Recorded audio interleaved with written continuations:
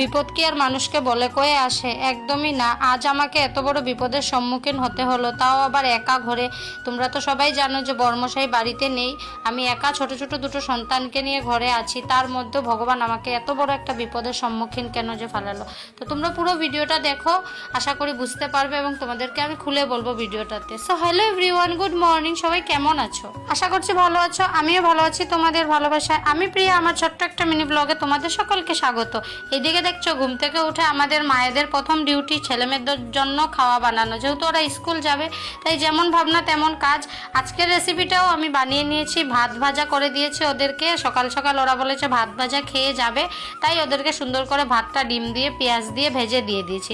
তারপরে খাইয়ে দাইয়ে রেডি করে ওদেরকে নিয়ে চলে গিয়েছি স্কুলে।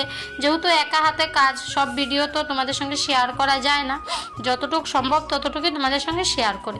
এখানে স্কুল থেকে চলেও এসেছি, এসে সবার প্রথমে ঘর বাড়িগুলো সুন্দর করে গুছিয়ে নিয়েছি, কারণ আজ ছিল বৃহস্পতিবার। বৃহস্পতিবার দিন মানে তোমরা তো বুঝতেই পারছো, হাজার একটা কাজ।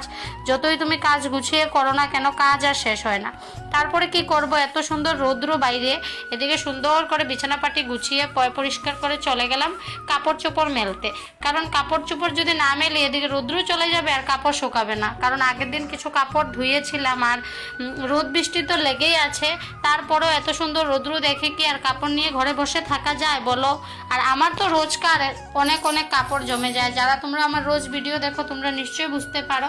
তারপরে এখানে সুন্দর করে ঘরবাড়ি গুছিয়ে প্রায় 11টা বাজে, সকালের জলখাবার আমি তো কিছু খাইনি, খেতে বসলাম। খাওয়া দাওয়া সেরে একবারে ঘর দুয়ার মুছে নিচ্ছি, কারণ বৃহস্পতিবার ঘর দুয়ার তো মুছতেই হবে। তার উপরে আমাদের রাস্তার সামনে ঘর, আমাদের তো ঘর যে দিনে কয়বার মুছতে হয় তোমাদেরকে কি বলবো, কারণ প্রচণ্ড ধুলাবালি হয়ে যায় ঘরে। আর কাজকাম ছেড়ে ঘরবাড়ি সুন্দর করে পরিষ্কার করে গুছিয়ে চলে গেলাম ছেলেকে আনতে।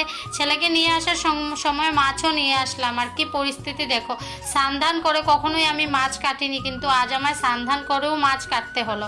আর বিপদটা কি তোমাদেরকে যে বলেছিলাম, তো চলো শেয়ার করি।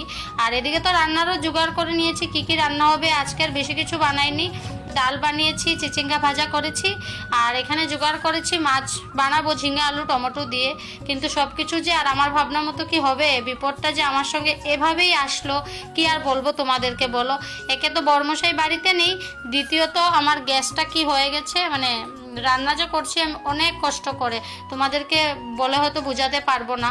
সব করে তারপরে দুপুরবেলায় যতটুকু যা হয়েছে তা দিয়ে ম্যানেজ করে মা ছেলে এবং মেয়ে আমরা খেয়ে ব্যায়ামের ক্লাসেও চলে গেছি। এখন অনেকে আবার বলতে পারে যে গ্যাস যখন নেই তাহলে হোটেল থেকে এনে খেতে পারো, কিন্তু আমার ছোট ছোট বাচ্চা, ওরা তো আর হোটেলের খাওয়ার পছন্দ করবে না, আর বাচ্চাদেরকে আমি এরকম খাওয়াই না। তাই কষ্ট করে ঘরে রান্নাবাড়া করেছি, কিন্তু তারপরেই তো হলো বিপদটা বেশি করে। যেহেতু সন্ধ্যা হয়ে গেল, ওদেরকে সন্ধ্যার টিফিন দেবো, ছোট ছোট বাচ্চা কত সময় না খেয়ে থাকবে।